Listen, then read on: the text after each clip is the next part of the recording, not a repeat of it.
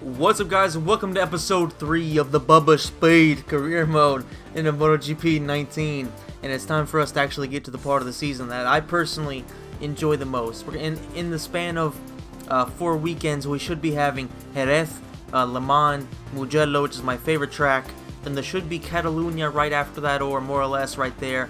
Then very soon after that, we'll be doing Sachsenring. So we're going to be doing a lot of the tracks that I think are the most fun and honestly are the best ones. It might just be because they're the classic tracks I've been playing since MotoGP in like 2001 or something like that, but they are my favorite tracks. Regardless, we're going to be doing 3 laps instead of 5 just to give it a shot because we're still trying to figure out what exactly is the best format, and I think that 3 laps can maybe make the videos a bit shorter, or at least give me the chance of adding an extra race to them and just making them a bit easier for you guys to enjoy as we go on. So Jerez is a track that traditionally actually gives me a lot of problems. It's not one of my best tracks, but it is one of the more fun ones. As you can see right there, we are 2.5 seconds faster than second, at least in qualifying. The biggest thing for me is that, yes, you could say maybe the difficulty is a bit too low right now, but I'm only way better, or Bubba is only that much faster in qualifying. When it comes to race day, the AI takes a big jump, and I think that one of the things that gives Bubba a real boost is that in qualifying, because I never actually do the full sessions because it'll take me, hours and hours to do a race weekend, I think the best time that Bubba has by the time he clicks end session is whatever the rest of the grid has as their best lap is actually their best lap. They don't like continue the session and improve their times. So if you can do it fast enough, then you're gonna have a pretty big jump on the opposition. So I think that's something to take into consideration, where their first lap is pretty much always going to be their best lap when it comes to qualifying. So Bubba Speed probably will be qualifying on pole pretty often. Regardless though, Jerez, let's talk about the track. Alright, as Bubba is in the midst of a battle, he's 5th right now, gets passed for 6th. This is a track that, like I said, it's not one that I'm usually good at, but I've actually been getting a lot better. In this game in particular, it feels like the track is just, I don't know, there's something about it that's more fun. It might be the gameplay that it's so much better in this edition of the game that it just feels really, really good, especially because Jerez is a track where you don't really get up to speed too often. It's a pretty, except for there's that one back straightaway which is pretty long, so you can get up to speed there. But the main straight's pretty short, so it's not really a track where the disadvantage that Bubba has due to his bike being trash and top speed, it doesn't really feel like it's actually there. It's not as evident as it is on a lot of tracks. And just in general, the turning as time goes on, as the bike improves, it just feels really, really good. So that's probably the main reason. But now, let's kind of go through the track in this second lap. That way in the final lap, we can kind of go over what's actually happening in the race. Bubba is doing a great job right now in second. He gets passed for 3rd. But this first turn, I feel like if you can get this right, then you're going to be set up pretty well. You don't have to necessarily come out of it perfectly, but it is a bit of a risk if you go past the alligator strips. Here, this is a difficult one because it does set you up poorly if you get it wrong for this left hand. But the good thing about this left hand is that the next turn, this one coming up right here, you don't have to brake. You can just kind of let off for a split second. And if you do, you're going to come out really fast out of that turn like that. You can run it a bit wide. That's what I prefer to do. And then this one also, you don't have to hit the brakes. You just have to let off, let it kind of go.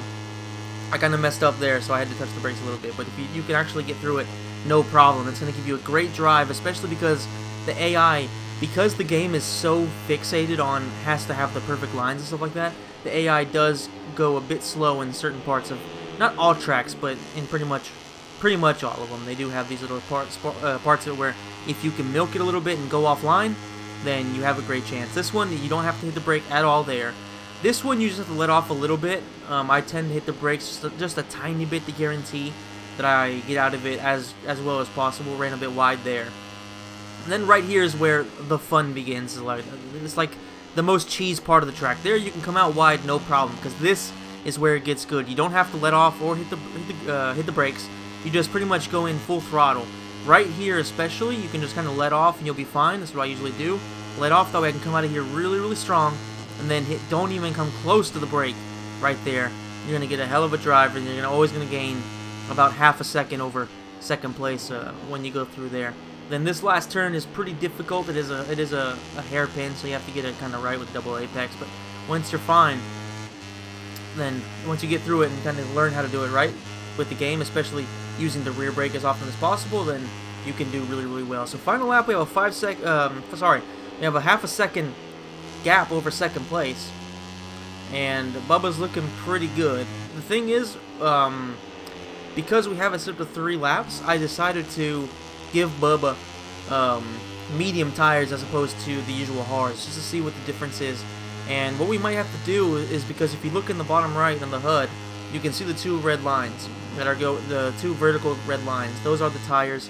The one on the right is the posterior tire, the rear tire, and the one at the bar on the left, of course, is the front tire. So as you can see, the rear tire is pretty eaten up. So moving forward, what I think we might do is put a hard rear and a medium front, because I feel like that's probably going to be the best way for us to do it moving forward and being on 3 laps, because it does still eat up the tires a lot. It's definitely always, set up to where it's kind of doesn't really depend necessarily on how long the race is, but if you have it to set up to 3, then the tires get eaten up a lot faster. But meanwhile, Bubba, he has to watch out, because he's trying to be clean, he's trying not to make any mistakes, but that rear tire is giving him a lot of problems.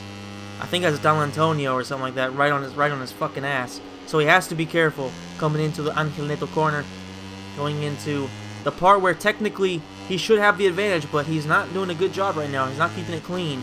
See if he can survive this. This is where he technically, like I said, he should be fine, going through Alex Crevier. And going into the next to last turn, as they call it, the Ferrari, he does go wide, he does touch the dirt. Could that be an issue? Going into the final turn, it's important that he gets through here, through the Jorge Lorenzo. He does. The drive is fine, and he should be far enough to easily get this win. So that's win number 2. There it is, win number 2 for Bubba Speed. I mean, so far so good. Qatar was always going to be a difficult one. It's hard to get back into. That's right, not Del Antonio, De La Porta, and then Antonelli. I always get that shit mixed up. Regardless, it was a. I'm not gonna say it was an easy win, but it was definitely the start of a series of tracks that do favor Bubba Speed, who also is now tied. He's tied for first with 69 points, which of course is his go-to number. So obviously that's kind of a sign, or is it a sign? That's what we're gonna have to find out as we go forward. Moving on, we have the Shark Helmets Grand Prix de France. So it'll be interesting to see in the rain what Bubba Speed's able to do. So far so good, and as I was telling you guys earlier, as long as you do a decent lap early on, then you should get pole pretty much every time. But when it comes to race day, this is going to be the first time Bubba Speed's actually having to race people in the rain. So it's going to be difficult. I'm not going to lie to you guys. Racing in the rain is a lot more difficult than it's pretty much ever been in this game, because in the old games what they would do is they would pretty much just hamper your turning, and as long as you didn't smash the gas, then you weren't really going to be having too much problems. All you would have to do is really, work on your turning and stuff like that. And that wasn't too difficult. In this, depending on how wet the track is, and in this case it's not currently raining, because if it were, you would see a ton of raindrops and stuff like that all over the screen. But what you do have is, if you hit the brakes, you're at severe risk of crashing. Even on the settings I'm on right now, which aren't the crazy ones, because I'm on Pro.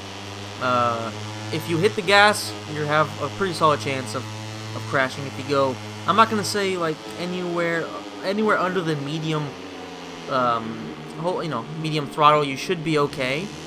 Half throttle, you should be fine. But if you go full throttle, you're pretty much guaranteed to crash. So you have to, or you're gonna lose a lot of time for sliding. So you have to really watch out for that. So the rain racing in this game is a hell of a lot better. Of course, in qualifying and stuff like that, it's a little bit different, because you don't have to worry about other people behind you and things like that. You don't have to worry about getting past and trying to be first at all times and all that stuff. So it makes things easier. But as you can see in the race, Bubba's having a hard time.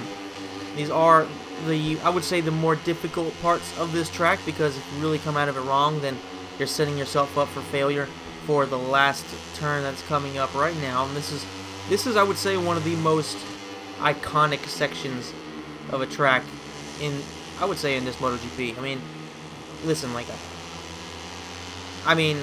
I'm not gonna say it's the best, But that little turn right there to end it is just, you know, it's legendary. Of course, this part as well, I think it pretty much springs to mind anytime somebody mentions Le Mans, because it's really one of the most difficult parts, I would say, in all the games. Because right here, of course, if you're doing the MotoGP, you know, riding on a MotoGP bike or on a 500, you're gonna be really fucking moving like a hooded figure. So, you know what I'm saying, like Mountain Monster style. So you'd be seeing high speeds and then going into that chicane. It's really, really difficult. Of course, in Moto3, the most important thing really is nailing corner speed and things like that. So it does change things a lot, but it's still iconic, and it's still very, very difficult to do once you get to the higher difficulties and the higher settings for simulation and stuff like that. But talking about the race, Bubba Speed, of course, he's having a hard time keeping up with the top guys. I would say he's a solid second and a half between first right now. He's only .66 between the guy he just passed, so that's not too bad. There are certain portions of the track where Bubba is decent, like right there. That's not too bad. He does have a decent chance of gaining, just because there's plenty of runoff. But this part right here is very, very difficult, especially in the rain. If it's dry, it's not too bad, because really it's just a matter of getting the timing right when you start turning in. But here you can't get on the gas, so you can't really push yourself out. So like right there, this time we got lucky. Bubba got lucky, so it was somebody to kind of push off of and, you know, help him get himself back on the right line. But it's not usually that easy. This part's actually pretty difficult too, because like I said, you can't really hit the brakes, and the AI won't make any mistakes. So you can't count on mistakes from the AI to kind of give you some help. At least not on the difficulty I'm playing at. Maybe on easier. I don't know. I've never tried that, but regardless, on this difficulty, see here, it's kind of slowed down a little bit, because the most important thing right now really is avoiding penalties. Because a penalty pretty much guarantees that Bubba's going to be way back there. Because in Moto3, there's so many people all bunched up. It makes things pretty difficult. All right, so final lap. Anchu passed Bubba. Looks like somebody else is trying to pass Bubba right now. Meanwhile, Antonelli and Mazia are having a battle. Bubba almost crashes twice right there. Runs really, really wide. Almost gets crashed out from behind. Somebody fucking pegged his ass. Pause. All of a sudden, Bubba's in a fight to even just get points.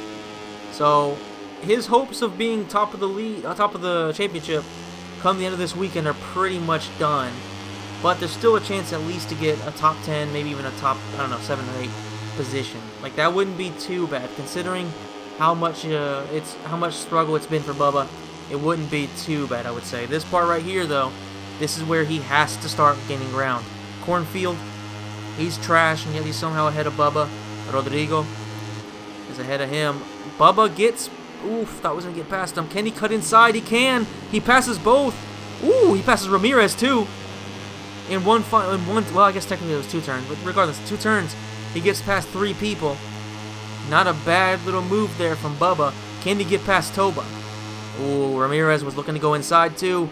He touches him, so technically Ramirez should get a penalty in my opinion, but of course Bubba's been smashing people from behind, pause, plenty of times over all this race, so he can't really complain too much. Going into the last 3 or 4 turns, he does do a pretty good job there. He's all over, not really all over Toba, but he's close enough to potentially make a move. Ah, he ran really wide.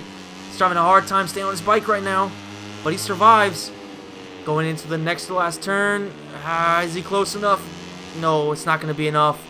Toba gets a good drive out of there. Bubba doesn't do very well there, and he's not going to be able to get the good enough drive. There's just no way in hell. So, 10th place, I mean, I guess considering he started on pole, that is a terrible result, but given the fact that he was down to 14th, I think maybe even 15th at one point, you can't really complain too much. He was about 4 seconds off the top, so disappointing.